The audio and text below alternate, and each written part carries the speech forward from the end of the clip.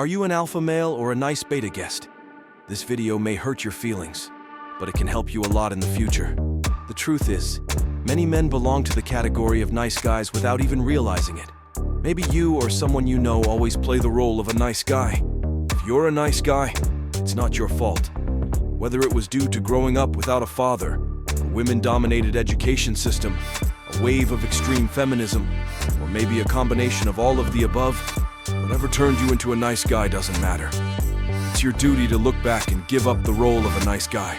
Before you start wondering what's wrong with being a nice guy, I want you to know that there's a big difference between being a good guy and a nice guest. The main belief of all nice guys is that if they are kind enough for everyone, the world will give them exactly what they want. This is a land of fantasy. The reality is that the nicer you are at the expense of yourself, the more people will take advantage of it. But what if I tell you there's a dark side to the so-called nice guy? What if I told you that a typical nice guy isn't nice at all? Nice guys just seem to be nice on the outside, but in reality, it's just because they secretly want something in return. A nice guy is often a very passive-aggressive person who tries to get what he wants through manipulation and being nice. Good guys always seek acceptance and avoid conflict. The alpha male is the exact opposite of a nice guy in every way. If the alpha is nice, it is because he chooses to be really nice, without any desire for profit or the need to get acceptance in the eyes of other people. The alpha male isn't afraid to disagree with others and is not afraid of conflict. The alpha male doesn't look for trouble, but neither does he avoid it. He sees conflict with his arms open when he appears in his way. A nice guy does the opposite. A nice guy will walk on his fingers so he won't offend anyone. He does this not only to please everyone, but it is also an act of cowardice. You see, most people who are cowards explain their cowardice to morality. They hide the fact that they lack the ability to be dangerous or to cope with conflict, hiding behind the veil of moral honesty. In other words, they say, I don't do it because I'm too good. Instead, I don't do it because I'm a coward. When it comes to dating, a nice guy loses to an alpha male on every level.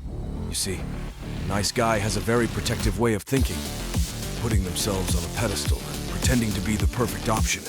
A nice guy will do everything in his power to show him how nice he is. When a nice guy is rejected by a woman, he will insist that women don't know what they want. The alpha male doesn't waste his energy showing up like a nice guy. The alpha male doesn't care that people don't like him for who he is. Of course, just like a nice guy, the alpha male can also be rejected by women. The big difference is that the alpha male is a direct type that flies straight off the bridge and doesn't color reality. He doesn't pretend to be someone else and has no desirable attitude to life. If the alpha male is rejected by the female, then he knows that there are more fish in the sea and will go forward. A nice guy often wastes his time getting stuck in the friend zone, where he's sometimes stuck for years. A nice guy will never admit that he's ever been rejected. Good guys really end up last because of their faulty way of thinking and behavior. To fix this, you must first realize the existence of the problem. This is the first step.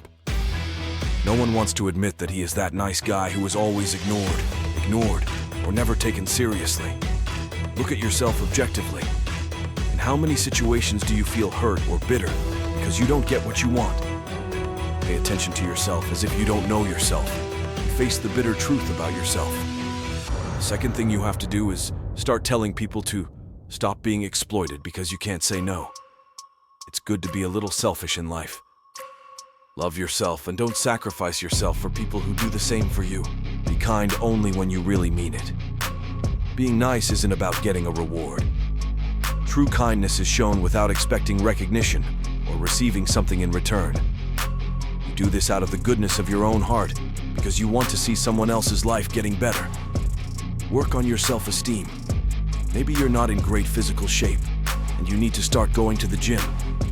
After all, a strong body is a strong mind. Remember, being powerless is a sad experience.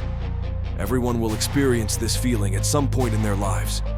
If you want to have control of your life, you have to gain power. First, you have to understand what power is. For decades, the word power has had negative connotations and has often been used in conjunction with corruption. However, the reality is quite different. Power is the control you have over the circumstances in your life and the actions of the people around you. Authority can be abused, but it can also be used to exert a positive influence. It all depends on how you use it. In the depths of our souls, we all long for power, and no one wants to be powerless. Everyone would rather be a lion than a gazelle. A gazelle is a victim to many animals. It must be vigilant all the time, ready to escape in order to stay alive. A lion will never become a victim because of his strength. It works the same way in the human world. Those who have no power are being exploited by someone more powerful. How do you become more powerful than you are? Now we will discuss 7 strategies for gaining power. Number 1. Always talk less than necessary. Speaking less than necessary is not only for kings or politicians. In most areas of life, the less you talk, the deeper and more mysterious you seem. Powerful people impress and discourage when they speak less. The more you say, the more likely it is that you will end up saying something stupid. Speaking words are like arrows from the bow. Once fired, they'll never come back. So choose words and keep them under control.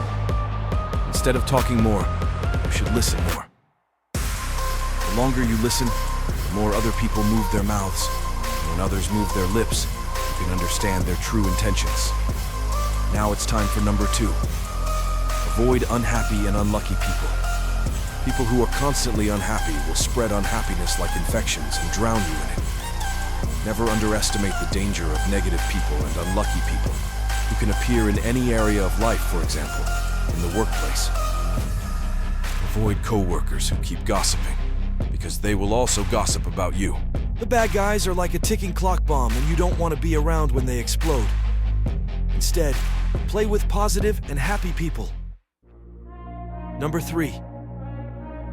Use your absence to increase your respect. Too much circulation causes the price to fall. The more you're seen and heard, the more common you seem. If you already have an established position in the group, a temporary withdrawal will make you more spoken and even more admired. You have to learn when to leave. Create value in the eyes of other people through your lack of personality. Number 4. Make your accomplishments look easy to get. Your actions must seem natural and be done with ease. All the hard work and practice that is put into them, as well as all the clever tricks, must be hidden. When you're acting, act so that it looks like there's no effort in it. Avoid the temptation to reveal how hard you work. People admire those who do seemingly impossible things, especially when they make it seem easy. Number 5. Master the art of the sense of time. Try not to make the impression that you are acting in a hurry. The rush will give the impression that you lack self-control. Always seem to be patient, as if you knew everything would eventually come to you. Be a student of time.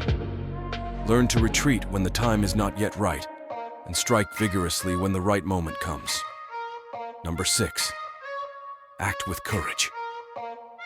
If you are unsure about how to act, do not try to take it. Your doubts and hesitations will affect your plans. Shyness is dangerous.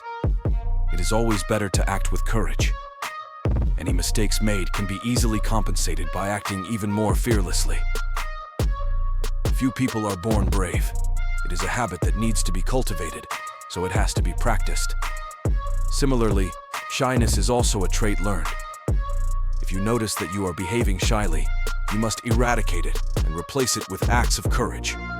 Everybody admires the brave, and nobody cares about the shy. Number 7. Completely crush your enemies. He who has no enemies has no friends. Your enemies will always wish you bad. There's nothing more desired by them than eliminating you from the game. If you stop in the battle with them halfway out of pity or weakness, you will only make them more determined and more inclined toward you. There's no pity. Break them completely. Don't leave any options to your enemies.